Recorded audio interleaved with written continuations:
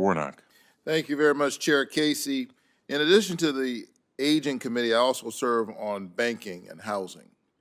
And it's exciting to see those two committees intersect on such an important issue. Over the past year, I've been working to improve the low-income housing tax credit, or better known as LIHTC. Ms. Cannington, how do states meet the needs of people with disabilities through the LIHTC program?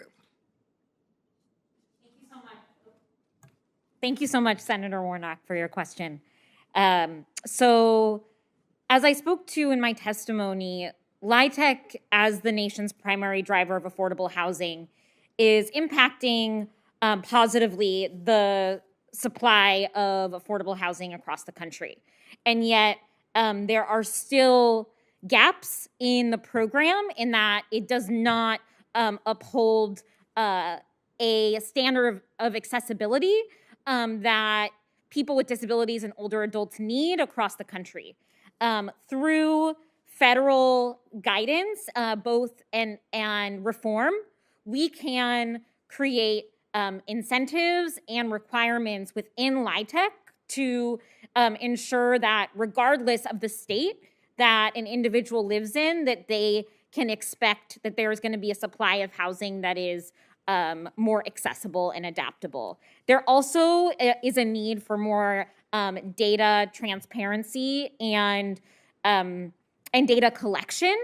We know that less than 5% of our nation's housing stock is accessible. We know that disabled people and older adults experience poverty at higher rates and need accessible housing, and so the supply of affordable, accessible housing is even less. And so how can we ensure that the largest driver of affordable housing, LIHTC, really gives us an understanding of the supply that it's rehabbing and constructing, and noting what that supply, how that supply is meeting the needs as well as not meeting the needs of Americans across the country. So lack of inventory, availability of affordable housing for people in general, particularly marginalized populations, and then persons dealing with that at the intersection of disabilities, that supply is even lower.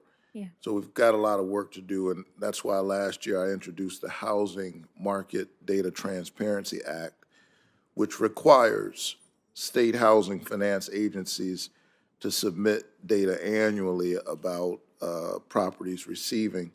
Ms. Cannington, how could better data about the LIHTC program inform better policies and improve the lives of Americans aging in place and adults with disabilities?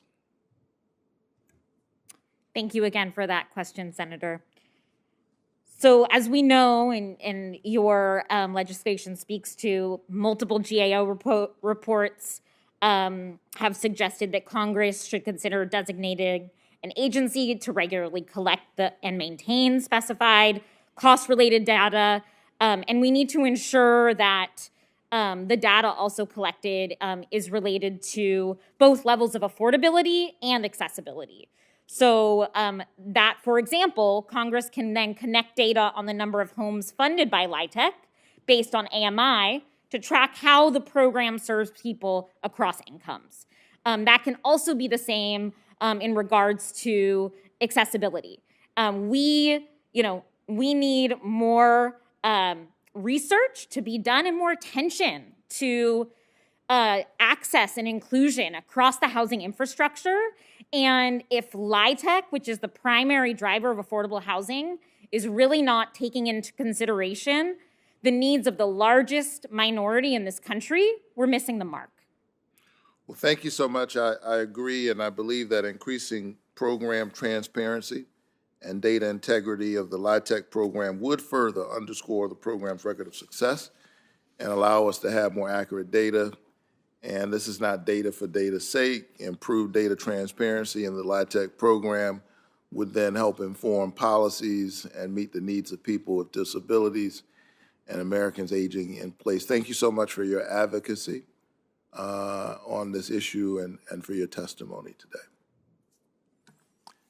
Thank you, Senator Warnock. I know we're awaiting, I think, at least one more